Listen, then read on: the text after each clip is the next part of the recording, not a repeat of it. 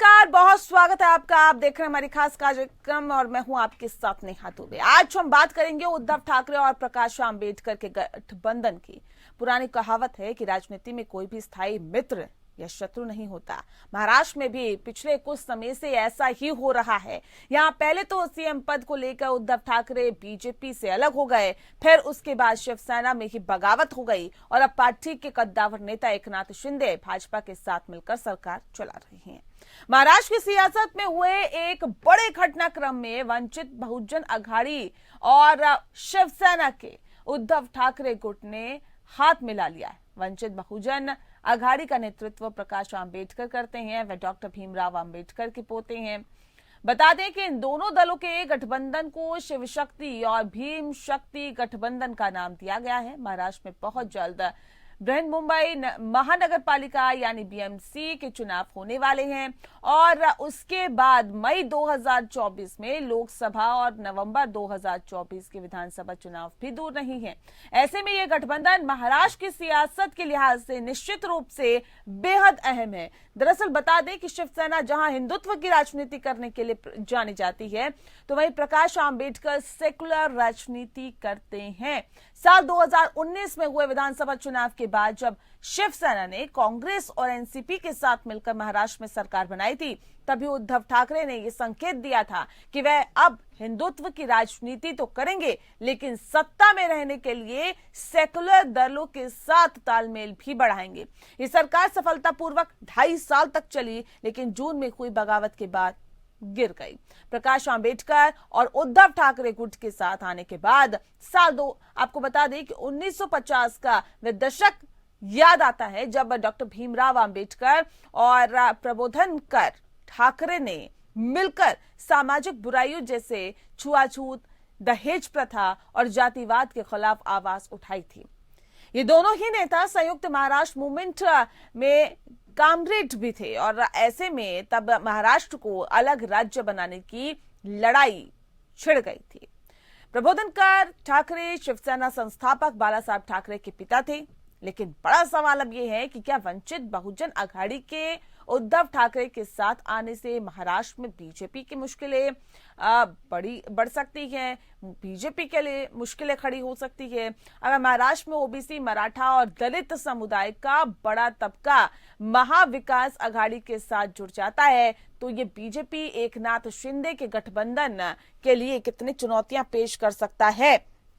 लेकिन ऐसा होना इतना आसान नहीं है, क्योंकि उद्धव ठाकरे गुट कमजोर हुआ है और वर्तमान में उसके पास गिने चुने विधायक और सांसद ही रह गए हैं। इसी तरह वंचित बहुजन अघाड़ी के पास भी कोई सांसद या विधायक नहीं है। अब सभी की निगाहें एक नए समीकरण पर टिकी है कि आखिर इससे राज्य की सियासत में क्या बदलाव होंगे।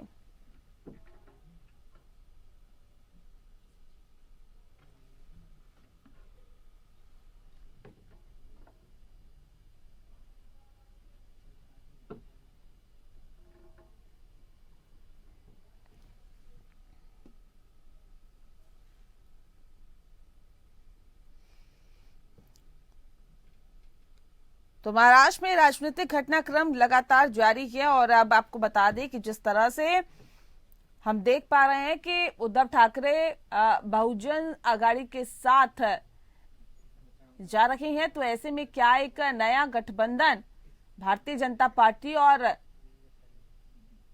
शिंदे गुट के लिए मुश्किलें बढ़ा सकता है, इस गठबंधन के लिए मुश्किलें बढ़ा सकता है, एनडीए के लिए मुश्किलें बढ़ा सकता है। वाकई देखने वाली बात होगी गठबंधन बीजेपी के लिए कितना चुनौती बनेगा, क्योंकि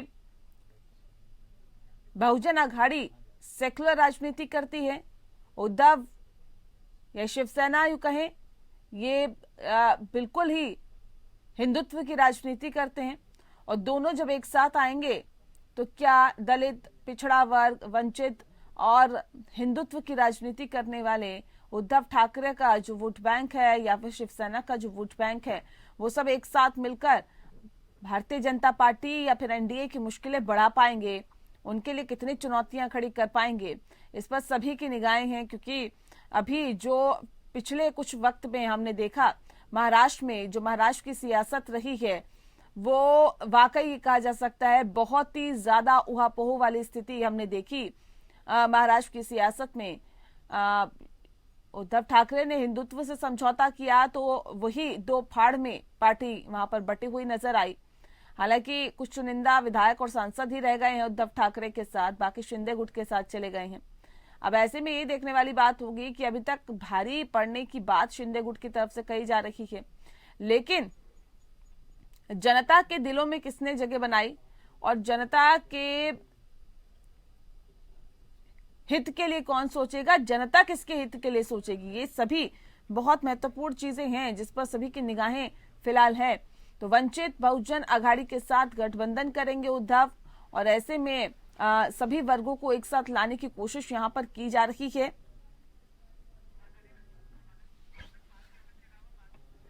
और इस विषय पे आज हम तफसील से चर्चा करेंगे। खास मेहमान हमारे साथ मौजूद है, उनसे आपका परिचय करा देते हैं। इस वक्त हमारे साथ राजेश सिंह जी हैं, नेता है भारतीय जनता पार्टी के, बहुत स्वागत है आपका। विजय कृष्ण जी हमारे साथ जुड़ गए हैं, नेता है शिवसेना के, आपका भी बहुत स्वागत है। और फारूक अहमद जी हमारे साथ जुड़ गए हैं, प्रवक्ता है बीबीएम के, आपका भी बहुत स्वागत है। विजय जी, सीधा सवाल मैं आपसे ले लेती हूँ सर। अब सवाल इस बात को लेकर, देखिए कहा तो ये जा रहा है कि बहुजन आघाड़ी के साथ उद्धव ठाकरे अब गठबंधन करने जा रही हैं, उन्हीं के साथ आगे बढ़ेंगे। क्या लगता है महाराष्ट्र की सियासत में ऐसी कौन सी बड़ी हलचल आ जाएगी अगर ऐसा हो जाएगा, या भारतीय जनता पार्टी के लिए कितनी बड़ी मुसीबतें, कितनी बड़ी चुनौतियां आप पैदा कर देंगे ऐसा करके? ये आके आपको मालूम है आदित्य किए गए हैं, वही कारण है। हम लोगों को विस्तृत करने के लिए कोशिश कर रहे हैं। पिछले चुनाव में क्या हुआ है, बीजेपी के विरोध में विपक्ष एकजुट नहीं हो पाए। आज क्या हो रहा है, महाराष्ट्र में रामदास अठावले जी एक दलित पहचान बन चुके हैं और कई चुनावों में आप देखें तो वो 3 बार एमपी बन रहे हैं प्रकाश अम्बेडकर जी, लेकिन वो महाराष्ट्र सियासत में अपने आप चल रहे हैं। वो एक इंटरनेशनल का जो इमेज है प्रकाश अम्बेडकर जी का महाराष्ट्र में, और जो दीन लोगों के सपोर्ट में और पिछड़े हुए वर्ग के सपोर्ट में उसको एक पहचान है। ये स्ट्रीमलाइन करके महाराष्ट्र में जो ये समुदाय के लिए लड़ते हैं, ये वंचित बहुजन आघाड़ी रखे प्रकाश अम्बेडकर जी, उसको एक्सपीरियंस भी है, कई बार लोगों के लिए आवाज ये है। और अच्छी बात यह है कि वो जायद आके उद्धव ठाकरे जी को ये है अलायंस आके, ये शिवसेना का अलायंस है, ये एमवीए का अलायंस है। ये स्ट्रीमलाइन करने से क्या होता है, जो विपक्ष आके हर कैंपों में बैठे हैं, उन्हीं सभी लोगों को लाके एक ही हमको अंश है, कैसे घमंडी बीजेपी को चुनाव में हारना है, एकजुट होकर। जब वो तुम हमारा पार्टी को तोड़ते हैं, हमारे पार्टी लोगों से हमको लड़ने के लिए हर दिन कोशिश करते हैं और तुम सफल हो चुके हैं। इसलिए हम जो अपोजिंग फोर्सेस है महाराष्ट्र में, सभी वर्गों का जो पहचान है, वो लोगों को इकट्ठा कर हम आने वाले चुनाव में लड़ेंगे। ठीक है। फारूक अहमद जी, क्या आपका भी ये लक्ष्य है क्या? ये तो कह रहे हैं कि हमारा ये लक्ष्य है कि भारतीय जनता पार्टी को सत्ता से हटाना है, उनके खिलाफ चुनाव लड़ना है। आप लोगों का भी ये लक्ष्य है कि भारतीय जनता पार्टी को सत्ता से हटाना है, या फिर दलित पिछड़े वंचितों को न्याय दिलाना है, उनको उनके उत्थान के लिए काम करना है? क्या है लक्ष्य इस गठबंधन का, अगर आप करते हैं? हेलो जी, सुन पा रहे हैं, बताइए। जी, मेरी आवाज आ रही है आपको? जी, आपकी आवाज मिल रही है। जी। नहीं, अभी ये भाजपा अपनी तरफ से जो भी बोलना चाहे, लेकिन जिनका ये नाम ले रहे हैं उनके पीछे कोई जनाधार नहीं है, इसीलिए उनको वो राज्यसभा पर लेते हैं और मंत्री पद देते हैं। सिर्फ इनको दिखाने के लिए एक हरी झंडी चाहिए, लेकिन यहाँ पर सभी SC ST, माइक्रो OBC और माइनॉरिटीज को लेकर वंचित बहुजन आघाड़ी ने एक बहुत बड़ा जनाधार हासिल किया है। विगत लोकसभा के अंदर हमारी पार्टी को 42 लाख से ज्यादा वोट मिले हुए हैं।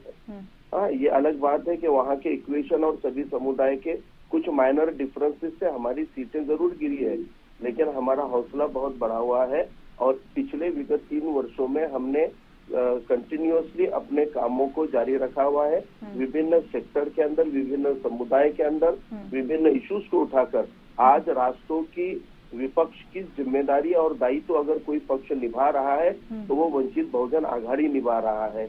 और इस तरह से आज महाराष्ट्र के अंदर के सभी राजनीतिक दल वीवीए के साथ में, वंचित बहुजन आघाड़ी के साथ में गठबंधन बनाने के लिए आगे आ रहे हैं। यही उसके पीछे एक सबसे बड़ा कारण है कि माननीय प्रकाश अंबेडकर साहब के नेतृत्व में वंचित बहुजन आघाड़ी बड़ी ताकत के साथ में बड़ा जनाधार हासिल कर रही है। इसीलिए आज जबकि भाजपा के साथ में जाने वाले जो राजनीतिक दल होते हैं या जो नेता होते हैं, उनका जनाधार खत्म करके भाजपा उनको अपने ऊपर निर्भर कर देती है। और फिर उसका क्या नतीजा होता है ये आपने देखा हुआ है कि जितने भी राजनीतिक दल उनसे जुड़े रहे उनका जनाधार खत्म हो गया और वो डिपेंड हो गए उसके ऊपर। और जब भाजपा को जरूरत खत्म हो जाती है, भाजपा उनको निकालकर फेंक देती है। आप राष्ट्रीय स्तर के ऊपर ये चीजें देख सकते। मुझे लगता है कि भाजपा की तरफ से जो प्रोपेगेंडा चल रहा है या जो अभी आपके चैनल पे बताया जा रहा है, तो वैसा कोई चित्र वो जमीनी स्तर पर उसमें कोई सच्चाई नजर नहीं आती। ठीक है, राजेश जी जवाब दीजिए, ये कितनी मुश्किलें खड़ी कर सकते हैं आपके लिए? क्या लगता है आपको चुनौतियां बढ़ जाएगी? बीएमसी चुनाव नजदीक है, दलितों कहीं ना कहीं वंचितों का भी जो वोट है वो इन्हें मिलेगा। हिंदुत्व की राजनीति शिवसेना करती आती है, अब दोनों का गठबंधन साथ, बीएमसी चुनाव नजदीक, आप लोगों के लिए मुश्किलें बढ़ती हुई है? देखिए नेहा जी, हमारे यहाँ राजनीति की सबसे बड़ी परेशानी ये है कि प्रतीकों की राजनीति करते करते कब हम परिवारवाद की राजनीति करने लगते हैं वो समझ में ही नहीं आता। हमारे यहाँ जो महापुरुष हुए हैं, चाहे वो डॉक्टर अंबेडकर जी हुए हैं, गांधी जी हुए हैं, इन लोगों का बहुत बड़ा योगदान है। इनको किसी परिवार या किसी समाज की सीमा में नहीं बांधा जा सकता। ये लोग असीम है, अनंत है, इन लोगों का योगदान अनंत है। लेकिन नेहा जी, जनता इस चीज को स्वीकार नहीं करती है कि अंबेडकर जी हो चाहे गांधी जी हो, वो किसी एक परिवार के ही रह करके सीमित हो जाए, ऐसा जनता चाहती नहीं है। और हम तो भाई प्रकाश अंबेडकर जी का सम्मान करते हैं। अब उनकी पार्टी तो 1994 में बनी थी, कितने सांसद कितने विधायक हैं, बात उसकी नहीं है। उद्धव ठाकरे जी ये खुद तो परिवार की राजनीति करते हैं। ये तो आदरणीय बाला साहब ठाकरे जी और सावरकर जी के सिद्धांतों से समझौता करके जाके सोनिया जी की गोद में जाकर के बैठ गए, जिन्होंने इमरजेंसी लगाया, तानाशाही जिन्होंने देखा देश ने, तो विपक्ष को जेल में कैसे बंद कर दिए, तो जाकर के उद्धव जी तो उनसे समझौता कर लिए, सत्ता के लिए वहां बैठ गए। तो उद्धव जी तो किसी से भी समझौता कर लिए। जहां तक दलितों, शोषितों, वंचितों की बात है नेहा जी, तो आपको भी मैं लौटती हूँ, इसमें पहले रिएक्शन ले लेती हूँ। विजय जी, सत्ता के लिए लालची हैं क्या आप लोग? लोभी हैं क्या सत्ता के? आप ये कह रहे हैं जिसके विरुद्ध चुनाव लड़े उसी की गोद में जाके बैठ गए कांग्रेस की? आप देखिए, बीजेपी को एक ही नारा है, वो कहते हैं वंशवाद, वंशवाद। अगर वंशवाद अपराध है तो लोग क्यों उनको सुन रहे हैं? आप मैं और सब लोग आके ये प्रजातंत्र व्यवस्था में हम चुनाव में लड़ सकते हैं। आप कह रहे ये आके वंशवाद है। वसुंधरा राजे सिंधिया जी कौन है? ज्योतिरादित्य सिंधिया जी कौन है? और माननीय होम मिनिस्टर अमित शाह जी के बेटे कौन है?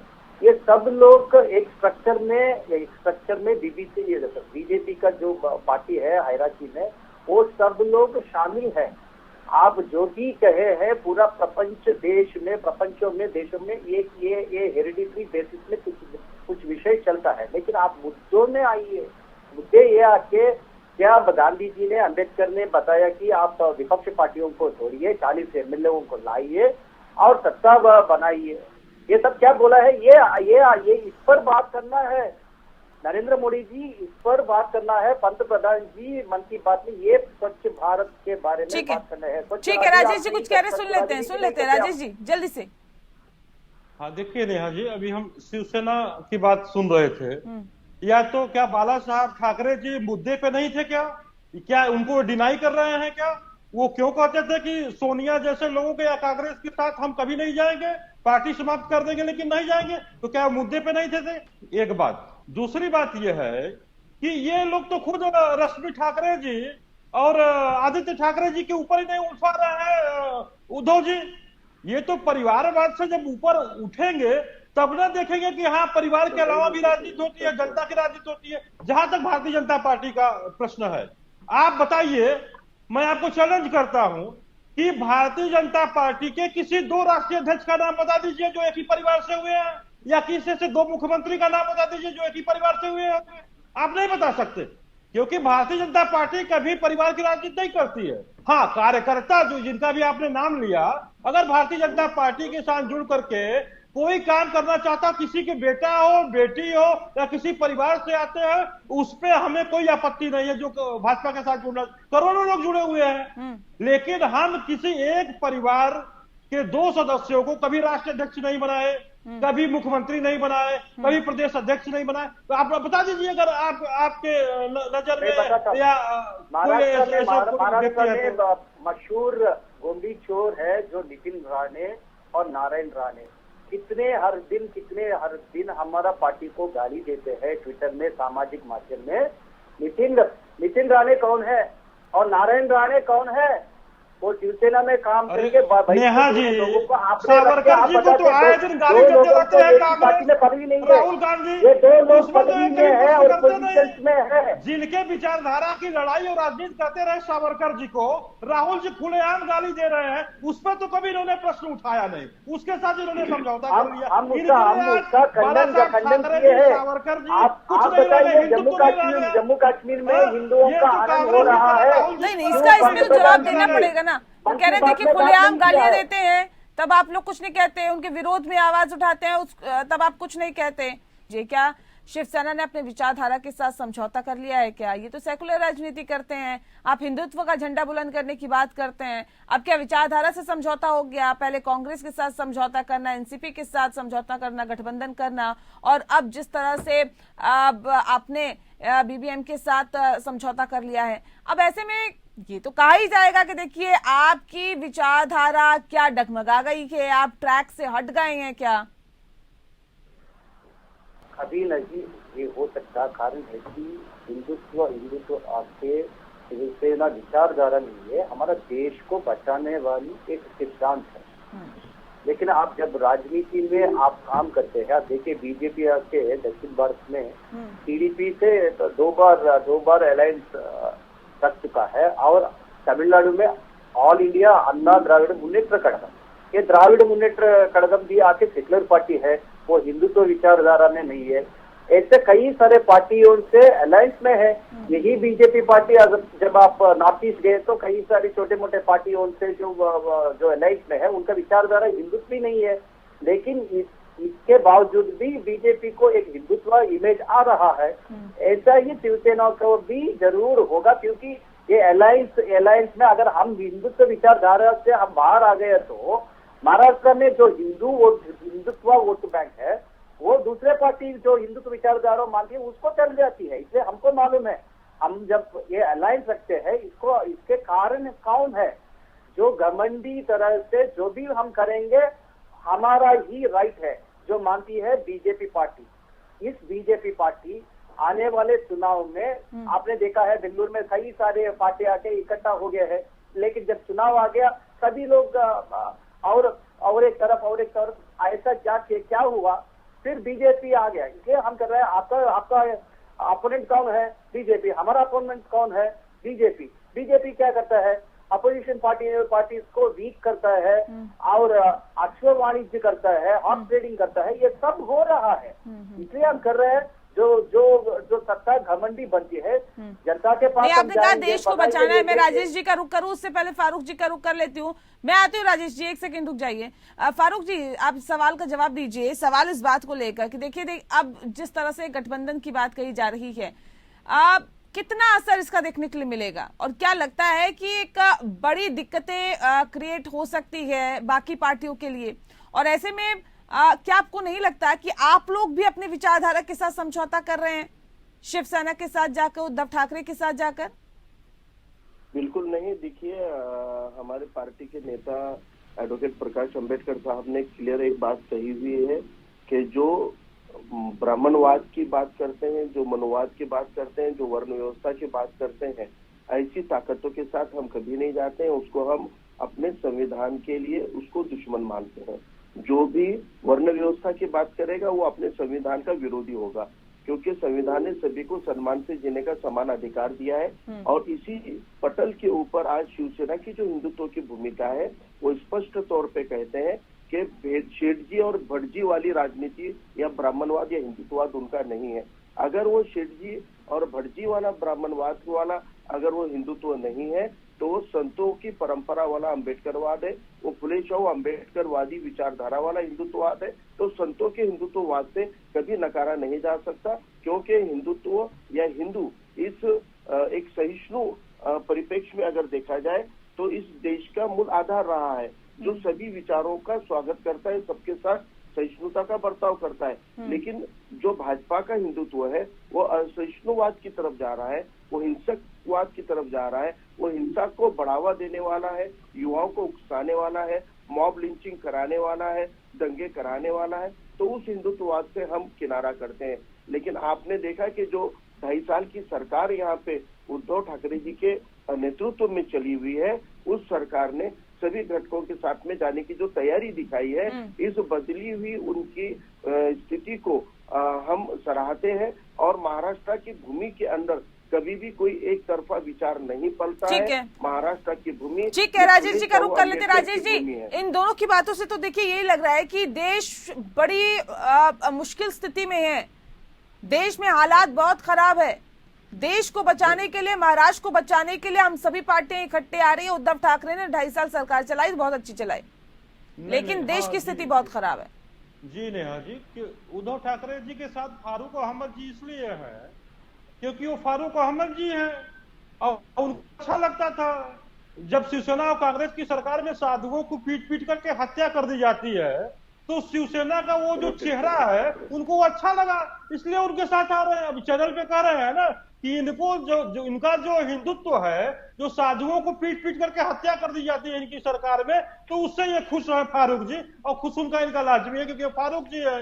अच्छा नेहा जी, जहां तक शिवसेना का और जहां तक ये वंचित बहुजन अघाड़ी का जो प्रश्न है, तो 1994 से थे नेहा जी, और सबसे बड़ा दिक्कत उसमें हम नहीं है, इनके गठबंधन में सबसे बड़ा दिक्कत तो कांग्रेस है, क्योंकि जो उनका क्षेत्र है वही कांग्रेस के जो अध्यक्ष है नाना पटोले जी, वही उनका क्षेत्र है। तो सबसे बड़ा रोड़ा तो उनको निकालना होगा, नाना पटोले जी को इनको पार्टी से निकालना होगा, तब जाके कि इनका गठबंधन होगा। तो अब ये तो शिवसेना तय करेगी कांग्रेस मानेगी कि नहीं मानेगी। ठीक है, ठीक है। फारूक अहमद जी जो कह रहे हैं कि शिवसेना के हिंदुत्व के साथ और साधुओं की जो हत्या करने वाले लोग हैं, तो इसलिए फारूक जी उनके साथ आ रहे हैं। मुझे मुद्दा दीजिए, मैं बात करना चाहता हूँ।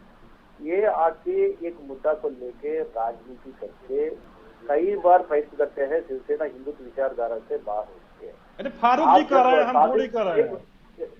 थोड़ा शांत रखिए। जब ये आता है साधुओं की हत्या कांड, हमारा जो राष्ट्र सरकार थे उस काल में अच्छी तरह से दरियाफ्त करके 15,000 पेज चार्जशीट हमने रखा है। 15,000, अगर आपको ताकत है तो ये 15,000 पेज चार्जशीट को आप पढ़िए। लेकिन हम पर एक इमेज लाने के लिए आपने जो ये राजनीति किया है वो अच्छी बात नहीं है, क्योंकि शिवसेना कभी भी नहीं किया। उत्तर प्रदेश में भी साधुओं की, पुजारियों की हत्या हुई है, हमने उसको लेकर राजनीति नहीं किया है। अगर आप इन्वेस्टिगेशन में थोड़ा प्रॉब्लम है तो आप उसको दिखाना चाहिए, वो नहीं किया है। लेकिन आपका फडणवीस जी क्या किया है, वो इफ्तार पार्टी में खुला टोपी रख के इफ्तार पार्टी में भाग लिए हैं, और गवर्नर भगत सिंह कोश्यारी जी मराठियों के विरोध में टिप्पणी देते हैं। ये सब क्योंकि वो बीजेपी में वो उनको एक अच्छी स्थान को मैं अपमान नहीं करना चाहता हूँ, गवर्नर जी को अपमान नहीं करना चाहता हूँ, वो अच्छी पोजीशन है। लेकिन वो पोजीशन में बैठ के भगत सिंह कोश्यारी जी क्या कर रहा है, चलिए उसको आप रिकॉर्ड नहीं कर रहे हैं। ठीक है सर, एक दूसरे पे आरोप लगाए जा रहे हैं। माफ कीजिएगा राजेश जी, अब मैं वक्त नहीं दे पाऊंगी। बहुत शुक्रिया आप तीनों मेहमानों का हमारे साथ इस खास चर्चा के माध्यम से जुड़ने के लिए। लेकिन जाहिर तौर पर ये कहा जा सकता है कि उद्धव ठाकरे ने अगर वंचित बहुजन अघाड़ी के साथ ही अगर हाथ मिलाया है तो ये वाकई देखने वाली बात होगी कि बीएमसी चुनाव में इसका क्या असर पड़ता है और कितने वोट जो बाकी पार्टीज के हैं वो अपने पाले में कर पाते हैं, भारतीय जनता पार्टी के लिए कितनी मुसीबतें खड़ी कर सकते हैं। इसी के साथ खास पेशकश में इतना ही। नमस्कार।